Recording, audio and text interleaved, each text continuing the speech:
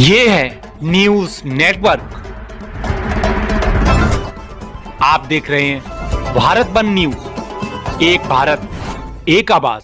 सुल्तानपुर शौकत अली का विवादित बयान, कांवड़ियों को बताया आतंकवादी, कहा इनका इलाज सिर्फ जेल है। सुल्तानपुर ऑल इंडिया मजलिस इत्तेहादुल मुस्लिमीन AIMIM के उत्तर प्रदेश अध्यक्ष शौकत अली एक बार फिर अपने बयान को लेकर विवादों में घिर गए हैं।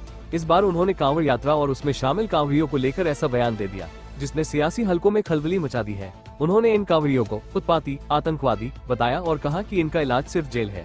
सुल्तानपुर से संतोष पांडेय की रिपोर्ट, तारांकन। राष्ट्रपति का इस्तीफा हुआ है तो आप कैसे देखते हैं? मेरे समझ में नहीं आता, वो हाउस में मौजूद थे, एकाएक उन्होंने इस्तीफा दे दिया। उन्होंने कहा मैं बीमार हूँ, हालांकि जब बीमार थे तब उन्होंने इस्तीफा नहीं दिया। खैर के अब इसमें क्या हो सकता है मुझे नहीं मालूम है। बिहार में वोटर के नाम से काटे जा रहे हैं, इसे कैसे देखते हैं आप? ये एक तरीके से NRC करवाई जा रही है, मुसलमानों को निकाला जा रहा है और भी समाज के लोगों को, जो पिछड़े समाज के लोगों को है। ये गलत हो रहा है, ऐसा नहीं होना चाहिए। इस चीज़ को लेकर के हमारी पार्टी ने इलेक्शन कमीशन ऑफ इंडिया से भी मुलाकात की थी। हमारे राष्ट्रीय अध्यक्ष जी थे, उनके साथ हमारे बिहार के प्रदेश अध्यक्ष अख्तरुल ईमान साहब भी। यूपी में स्कूल मर्ज किए जा रहे हैं, इसे कैसे देखते हैं आप? देखिए, आबादी से अगर आप 3 से 4 किलोमीटर दूर स्कूल बना रहे हैं तो फिर वहाँ ले जाने का भी आप इंतज़ाम करिए, गाड़ियाँ भी आप लगाइए फिर। लेकिन आप आबादी से हट करके अगर आप स्कूल को, मैं देख रहा हूँ कि सरकार स्कूल पर कम फोकस कर रही है, शराब की दुकानों पे ज़्यादा फोकस कर रही है। तो कहीं ना कहीं वो वहाँ भी कंपोजिट कर दिया है, शराब आसानी हो जाए, लोगों को आसानी से मिलने लगे। अभी देखिए कह रहे हैं गोश्त नहीं खाना है और शराब पीना है। भाई शास्त्रों में तो मांस मदिरा लफ्ज़ है ना, तो मदिरा के लिए भी ममानियत है। लेकिन हमारे बाबा जी को पता नहीं मदिरा से क्या मोहब्बत है, बोले गोश्त की दुकानें नहीं चलेगी, मदिरा चलेगा, क्योंकि गोश्त मुसलमान बेचता है, इसलिए मुसलमान की रोजी रोटी पे फर्क पड़ेगा। तो मदिरा तो मुसलमान बेचता नहीं है, तो इसलिए जो है बाबा जी इस तरीके का काम कर रहे हैं जो गलत है।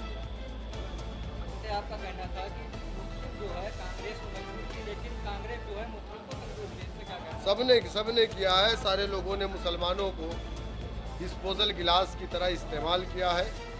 अगर मुसलमानों को इन्होंने डिस्पोजल गिलास की तरह इस्तेमाल ना किया होता तो Sachar committee, Ranganath Mishra commission, कुंटू commission, Mahmoodur Rahman committee, तमाम की रिपोर्ट यह है कि मुसलमान इस देश में दलित से बदतर अपनी ज़िंदगी को गुजार रहा है। तो कहीं ना कहीं ये नाम नहाज सेकुलर पार्टियाँ जिम्मेदार हैं हमारी इस बदहाली की। बीजेपी पार्टी ने एक कानून बनाया था कि किसी भी अत्याचार होने से या फिर कोई भी मजदूर अगर किसी जमीन पर रह रहा है, बिना उसको स्थान दिए वो जमीन खाली नहीं कराई जाएगी। हाल में ही अभी एक राजपुर नगर में से मौजूदा हालत में इसको खाली करा दिया गया, इसमें क्या कहना चाहिए? अरे भाई, आसाम में बीजेपी की हुकूमत है, वहाँ पे 10,000 मुसलमानों के घरों को तोड़ दिया गया। तो इसीलिए तो कहा जाता है कि बीजेपी की कहनी और कथनी दोनों में फ़र्क है। ये कहते कुछ हैं, करते कुछ हैं। ये झूठ है, भारतीय झूठ पार्टी है। ये सारे झूठे मौजूदा वक्त में बीजेपी के अंदर है।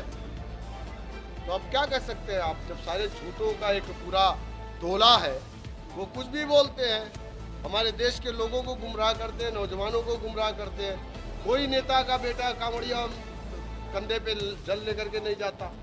कौन जा रहा है? वही गरीब, मजदूर, किसान, पिछड़ा। आप किसी ब्राह्मण के बेटे को नहीं देखेंगे आप।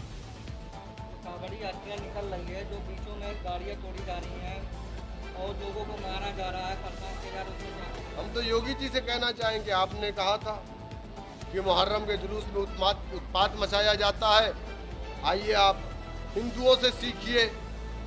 तो हम तो देख रहे हैं अनुशासन, आपने कहा था। अब मुझे लग रहा है कि वो जो कांवड़िए हैं ना, वो हिंदू नहीं है।